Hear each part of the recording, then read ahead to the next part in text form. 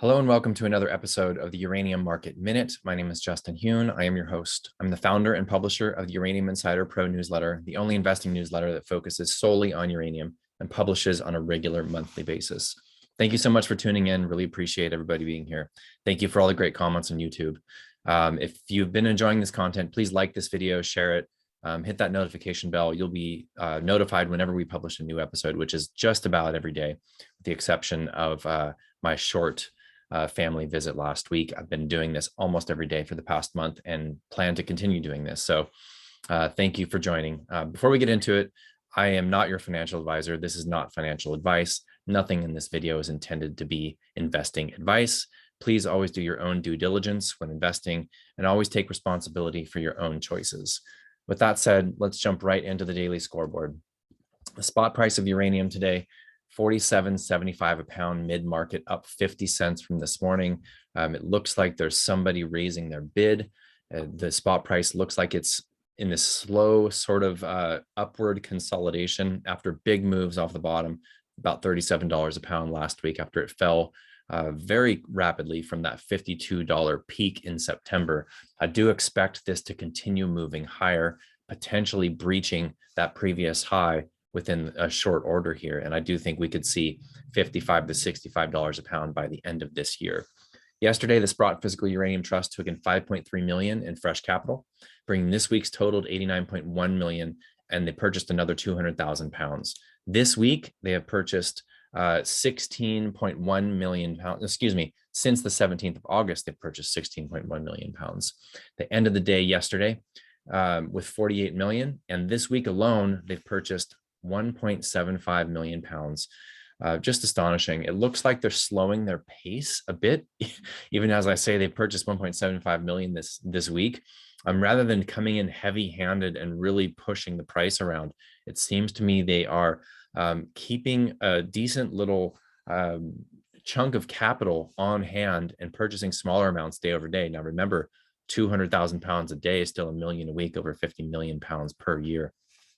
Still a huge buyer in the market, but rather than just slamming the market with huge purchases, moving the price multiple dollars a day, buying 1 million pounds plus per day, it seems like they're going the slow and steady route. And I believe that there's multiple reasons for that. One is that that allows for sellers to kind of make themselves known and bring that material into the market, which you might be thinking, well, that's not a good thing. Well, it actually is a good thing. Why? Because the more pounds that come into the market for short-term settlement, they will not need to purchase further out on the supply curve. If they do so, if the market is so thin that they have to purchase farther out in the supply curve, that actually will incentivize production. That's not something that we want, and it's not something that Sprott wants. So I'm loving what they're doing right now, and it's still having an accretive effect on the spot price, and it will continue to do so. They ended the day yesterday at a 2.5% premium to NAV. Hence, this morning, they could continue to issue shares into the market. Since, like I mentioned, since the 17th of August, which is when their ATM went live. Now, if you're watching this for the first time or you're new to the uranium sector, the ATM stands for at the market. It's a financing vehicle. It's a means for Sprott to issue shares into the open market to raise cash. So rather than, let's say, doing a private placement or a brokered deal where they are raising cash by actually selling shares and warrants to financial entities or to institutions or accredited investors, even, they are actually issuing shares day over day into the market as long as they're at a 1% or more premium to their net asset value. That's the biggest development with the Sprott Physical Uranium Trust versus the entity they took over, which was Uranium Participation Corporation. And that's why they've been able to continuously issue shares, raise capital, buy physical. So since the 17th, when their ATM went live, that was an initial 300 million. Now keep in mind, they've already upped that to an additional $1 billion. They have a 1.3 billion ATM allotment, and they've raised 740.8 million since the 17th of August. And they bought 16.1 million pounds. Just an absolute powerhouse. Turning to the ETFs, URA reported an increase of 1.1 million outstanding shares yesterday. Now, remember, the reporting lags a day or maybe two with URA, sometimes maybe even 3 days. So the purchasing of the underlying holdings likely has already happened since that reporting. This is probably a couple of days ago. This might have even been Monday and Tuesday's purchasing, which we had some strong up days in the uranium market on Monday and Tuesday. So week to date, URA has issued 4.9 million new shares into the market. URNM has issued 125,000, no change yesterday. Between those two, we've seen 99.1 million in mandated buying from URA this week, 12.1 million from URNM this week. So over $100 million, $110 million of mandated buying from the ETFs this week alone. These are remarkable inflows. Month to date, for the month of October, the combined assets under management of these two ETFs has increased by 793 million in AUM. Just absolutely strong moves for these two ETFs. And of course, we know that flywheel effect we always discuss in our newsletter. The money comes into these ETFs, the ETFs buy their holdings. That's the whole idea. And these juniors, I'm going to talk about this from the mailbag question, the juniors and the mid cap uranium stocks, they just have so much more leverage because of a tight float, because of the smaller market caps, that when that ETF money and retail money comes into these smaller companies, they move really fast. And I'll talk about that a little bit later. Let's take a look at the charts really quick. Starting off, as we always do, with URA, the Global X Uranium ETF. If you're not familiar, this is the most liquid vehicle for institutions to purchase in the entire uranium space. It's the largest ETF. It is only 70% allocated to pure uranium focused names. So it does have some non-uranium sector stocks within their holdings. That was done primarily as to meet liquidity requirements. However, it still is the most appropriate chart to look at when we're talking about the overall trend of the sector because of that liquidity. As you know, or if you don't know, institutional investors are seeking liquidity primarily. So it's not only exposure to XYZ sector, they have minimum liquidity requirements. And URA is where the big money goes when it does come into the sector. The stock is holding up relatively well, rolling over a little bit. We see a bit of a topping pattern here, although we're seeing exactly like I mentioned in yesterday's Uranium Market Minute, volume increasing as the trend is increasing, okay? Volume decreasing as the trend reverses. Again, next leg up, huge volume, record-setting volume. These 2 days, the biggest volume ever traded in this ETF since its inception. Big, strong up days, big volumes. Now the stock is trickling down a couple percentage points every day the past 4 days, and the volume is decreasing, dropping relatively quickly. This is precisely what we want to see here, guys. So absolutely nothing to worry about here. This is very, very constructive looking. All of the moving averages moving up, including even the short-term moving averages. So the bull trend absolutely intact. Let's take a look at the Sprott Physical Uranium Trust. Today, we're seeing some dip buyers come in. We're seeing a hammer candle here. Again, volume continuing to decrease. Again, this looks like a small correction. Absolutely nothing to worry about. We're seeing this dip being bought as we're seeing the spot price bump up 50 cents in the market today. Somebody is raising their bid. Is it Sprott? Probably. Are there other players in the market also? Probably. Good to see. Let's take a look at Cameco. I like to look at these large caps more than the juniors because they represent the overall trend a little bit better. A little bit of an indecision candle here. Looks like some dip buyers came in a couple hours into the trading. All of the moving averages moving up. This correction the last 4 days on decreasing volume. Beautiful. This is what we want to see, you guys. We want to see this sinusoidal wave, this higher highs, higher lows. This is precisely what we're looking for within this bull market. You see big updates, this 2 steps forward, 1 step back, and that's how it's going to be. You retrace this, 2 steps forward, 1 step back, 2 steps forward, 1 step back, 2 steps forward, 1 step back. All right. This is how it's going to be. And you really, really need to understand the underlying fundamentals to not get shaken out because the volatility is so great. Let's take a look at the mailbag here. This question comes from Ramon. He actually entered this into the YouTube comments. If you have questions for us, go ahead and enter those in the comments below, and I'll try to get to as many as I can. I only do 1 a day because these questions tend to have multiple answers in them and tend to cover a lot of different topics by answering 1 question. His question, Ramon's questions, would it be interesting to understand better the approximate leverage ratio between the spot price and junior miners? This is great. So I did a little bit of quick research here to answer Ramon's question because I wanted to know myself. Obviously, I know that there is great leverage between the mining stocks compared to the spot price. Now, investing in a vehicle such as the Yellowcake PLC out of London, or the Sprott Physical Uranium Trust on the TSX, or now is free trading again on the US OTC, you'll get far greater liquidity on the TSX buying either U.U, which is denominated in US dollars, or U.UN, which is in Canadian dollar. You can buy the Sprott Physical Uranium Trust again on the US OTC. All of their ducks are in a row. So buying one of these physical funds gives you it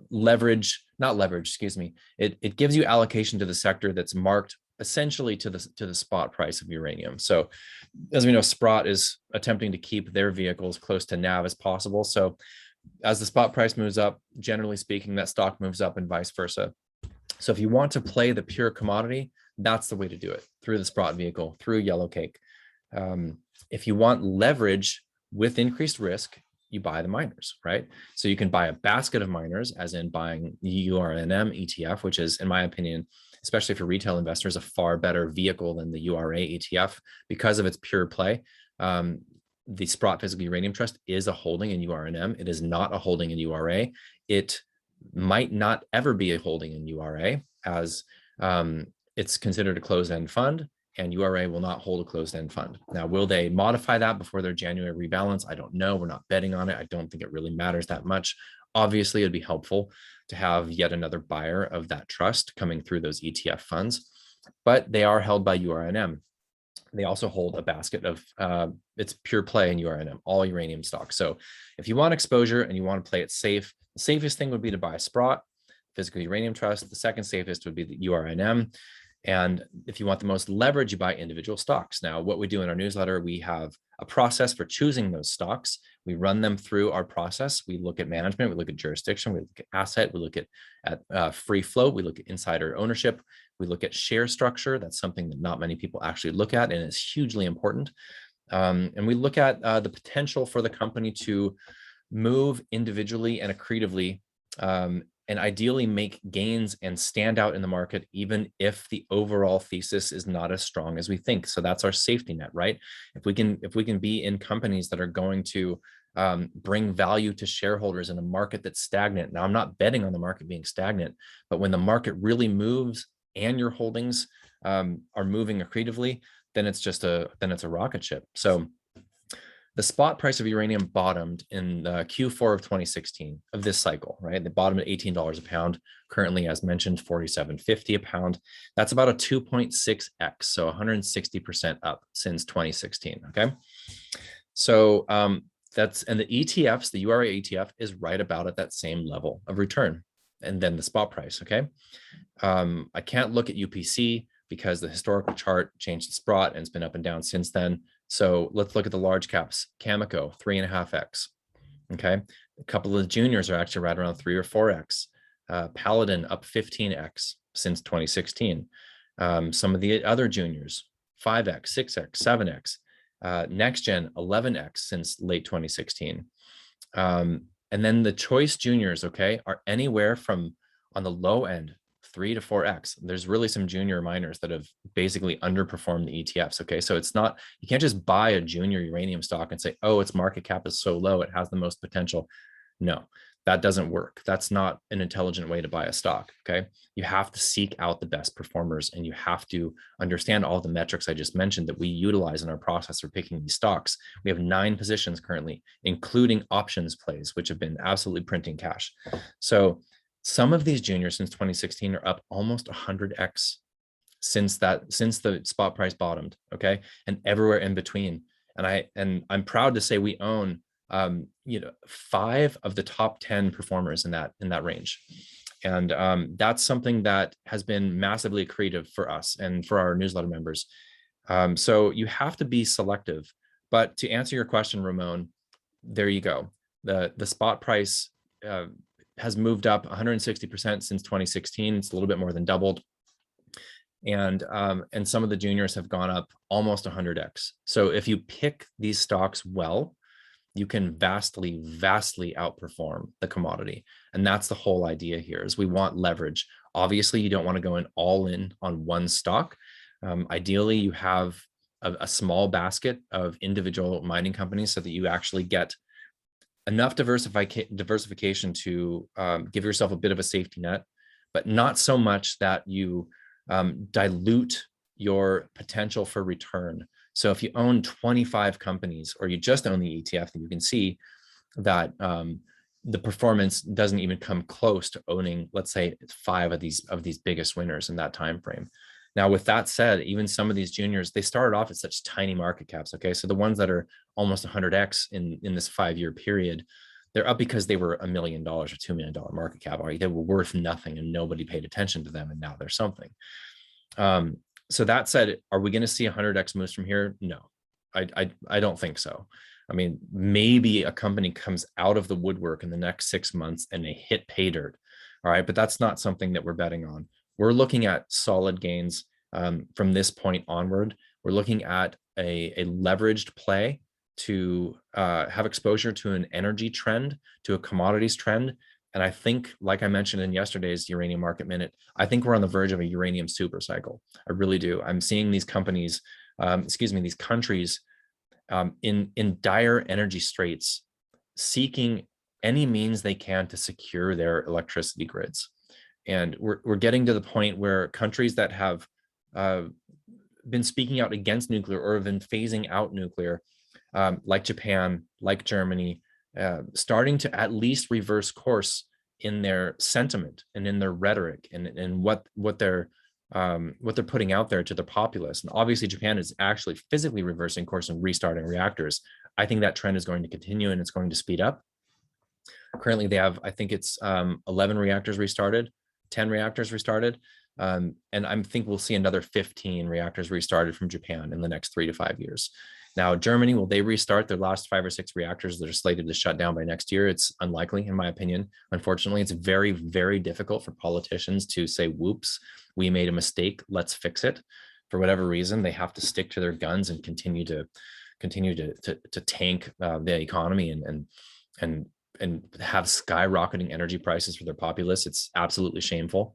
However, we are seeing sentiment turn. We're actually seeing the EU commissioner speak out in support of nuclear. We're seeing multiple countries support nuclear in the EU green taxonomy, which means that nuclear would get support and funding. This, in my opinion, very well could be a uranium supercycle. And I think that the potential for gains at this point are huge. If you pick the right stocks, you could see 10x or more in those individual stocks from this point, maybe even more than that. And even though some of the easy money has been made, which, I don't know how easy it is to sit on a position, on a boring position for years and make that easy money. It's not exactly easy. It's simple, but it's not easy. However, to play this trend and to have exposure to uranium as part of an energy trend is, in my opinion, an intelligent move at this point. So if you're not a newsletter member and you're interested in finding out a little bit more about the content that we put out, send us an email, support@uraniuminsider.com. We'll send you a previous month's sample newsletter, the macro section of that sample newsletter. You can get an idea of what we're up to over here. If you are a member, look out this weekend on Sunday evening. Actually, I'm doing it earlier so that the Australian markets, the Australian investors have that update before their markets open. So sometime before, let's say, Sunday afternoon, each week I'll be updating the weekly watch list, which is where we look at all of our recommended positions, take a look at the charts a little bit more in depth than what I cover here, obviously, and basically try to gauge what we're looking at in the coming week. If you're still positioning, what levels to look for, and kind of gauge the overall trend and what to expect from the market in the coming week. So that's something we do every Sunday. If you are a member, look out for that Sunday afternoon. And of course, we will have our newsletter out on, I believe it's Monday is November 1st. So we will have that November newsletter out, not next week, but the week after.